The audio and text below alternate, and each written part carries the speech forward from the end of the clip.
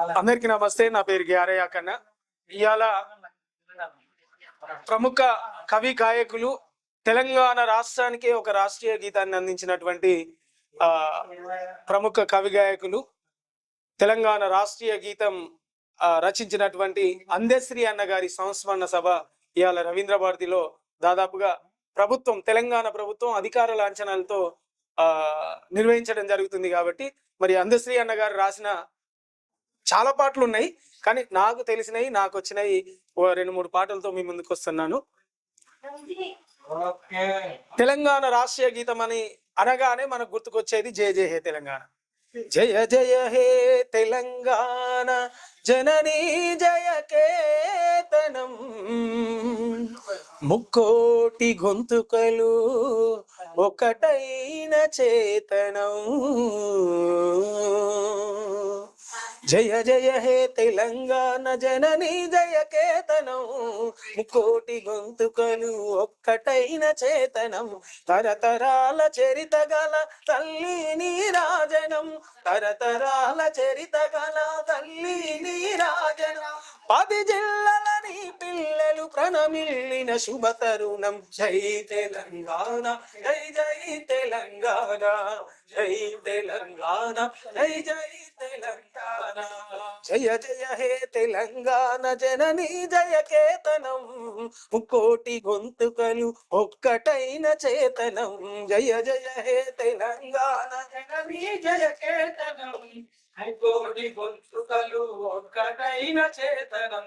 ఓ తనది పురిటి గడ్డ రుద్రమది వీరగడ్డ గండర గండడు కొమురం. భీముడే నీ బిడ్డ, భీముడే నీ బిడ్డ, భీముడే నీ బిడ్డ.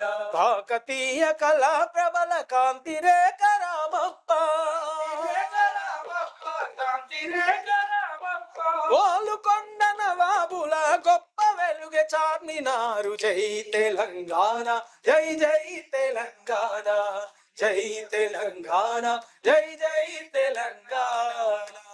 ఇట్లా తెలంగాణ రాష్ట్రీయ గీతాన్ని రచించినటువంటి అన్న అందశ్రీ అన్నకు కన్నీటి నివాళులు అర్పిస్తూ, అంతేకాకుండా తెలంగాణ ఉద్యమం ఉవ్వెత్తున ఎగిసిపడుతున్న క్రమంలో జనజాతరలో మన గీతం జయ కేతనమయ్యగరాలి. జనజాతరలో మన గీతం జయ కేతనమయ్యగరాలి. జంజా మారుత జనని నాదమై జై గంటలు మోగించాలి, జై గంటలు మోగించాలి, జై గంటలు మోగించాలి. ఒకటే జననం ఒకటే మరణం, జీవితమంతా జననే మననం. కష్టానష్టాలెదురైన కార్యదీక్షలో తెలంగాణ జై బోలో, జై బోలో తెలంగాణ. గలగర్జనల జడివాన జై బోలో తెలంగాణ, నిలువెల్ల గాయాల వీణా. ఇట్లా తెలంగాణ ఉద్యమంలో ఉవ్వెత్తున ఎగిసిపడుతున్న ఉద్యమాన్ని కళ్ళకు గట్టించినట్టు చూపించినటువంటి ఘనత అందశ్రీ అన్న గారి. అంతేకాకుండా మనిషి మానవత్వం కోల్పోతున్నాడని, ఆ మనిషి అనేవాడు మానవత్వంతో బతకాలని, మరి ఇలా మానవాళికి ఒక సందేశాన్ని ఇచ్చే పాట. మాయమైపోతున్నడమ్మా మనిషి అన్నవాడు, ఓ మత్సుకైనా లేడు చూడు, మానవత్వం ఉన్నవాడు. మాయమైపోతున్నడమ్మా మనిషి అన్నవాడు, ఓ మత్సుకైనా లేడు చూడు, మానవత్వం ఉన్నవాడు. నూటికో కోటికో ఒక్కడే ఒక్కడు, నూటికో కోటికో ఒక్కడే ఒక్కడు, నూటికో కోటికో ఒక్కడే ఒక్కడు, నూటికో కోటికో ఒక్కడే ఒక్కడు. యాడ ఉన్నడో రాని కంటికి కనరాడు, మాయమైపోతున్నడమ్మా మనిషి అన్నవాడు, ఓ మత్సుకైనా లేడు చూడు, మానవత్వం ఉన్నవాడు. ఇట్లా మనిషి మానవత్వంతో బతకాలనడమే కాకుండా పల్లెలు అంతరించిపోతున్న పల్లెల్లో ఉన్నటువంటి కుల వృత్తులు, ఆ కుల వృత్తులను కాపాడుకోవాలనే బాధ్యత పల్లెలకే కాదు ప్రభుత్వాలకు కూడా ఉందని గుర్తు చేసే పాట. చూడా చక్కాని తల్లి సుక్కల్లో జాబిల్లి నవ్వుల్లో నాగా మల్లి నా పల్లె పాల వెళ్ళి. చూడా చక్కాని తల్లి సుక్కల్లో జాబిల్లి నవ్వుల్లో నాగా మల్లి నా పల్లె పాల వెళ్ళి. మళ్ళీ జన్మంటూ ఉంటే సూరమ్మో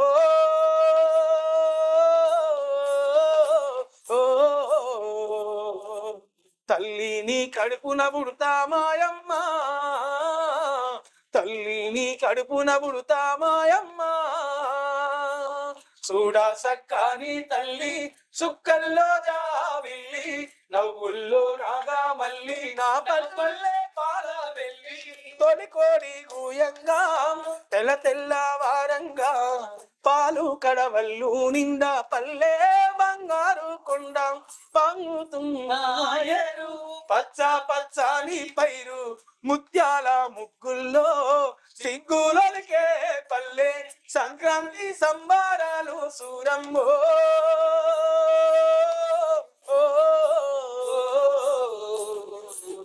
అంబారా నీదాకే మాయమ్మ,